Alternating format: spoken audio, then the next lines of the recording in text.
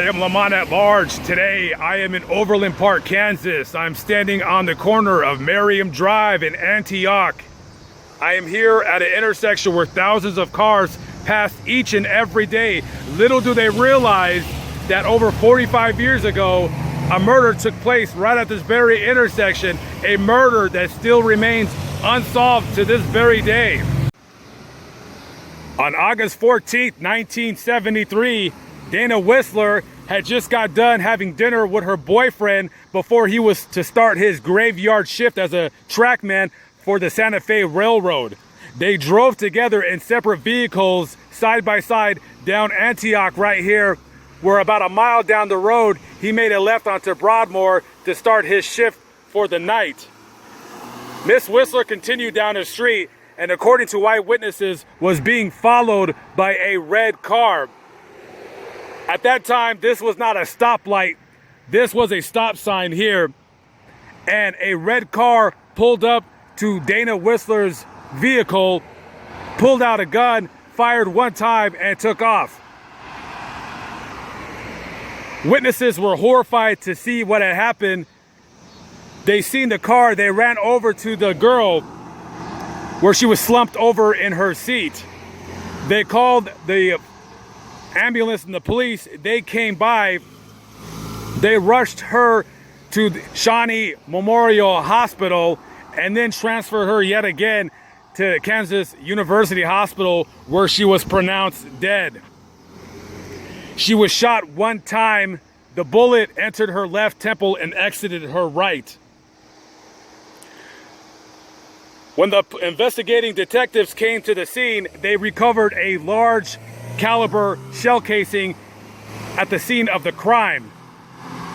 According to eyewitnesses, the only description they could give was it was a red Ford car, 1965 or 1966, with square taillights.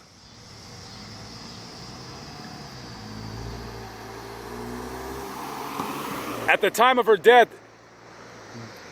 Dana Whisler had been dating her boyfriend for the last 18 months. She also dated a man in high school who were both presumed suspects but were later cleared of the murder, which to this day, again, remains unsolved.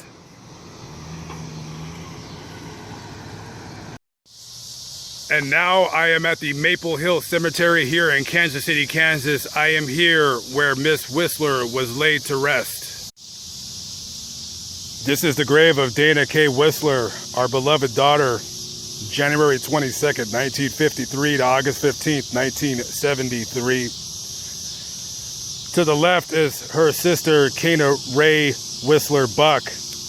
She died about 4.5 years after her sister. I couldn't find a reason for her death online. And on the other side of Dana is her mother, Mildred Florence Whisler. She died about 2 weeks after Kana did. She took her own life. The overbearing burden of having 2 daughters killed was just more than what she can take.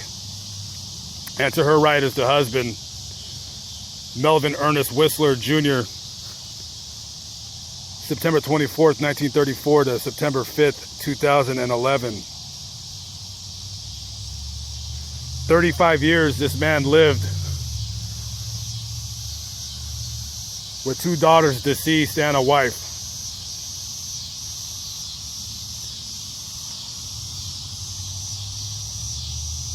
Just a very, very tragic scene right here. 3 lives lost very, very early in their own lives, and was helped destroyed by an unknown assassin.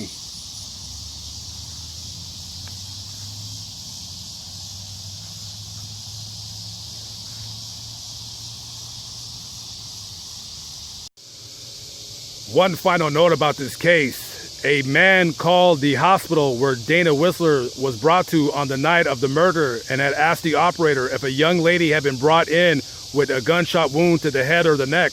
When the operator told him that she was not allowed to give out such information, he simply hung up the phone.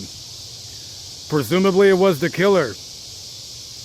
The police believe that she was targeted simply because she was young and beautiful. Was it a thrill killing? Was it a friend, a jealous coworker at work?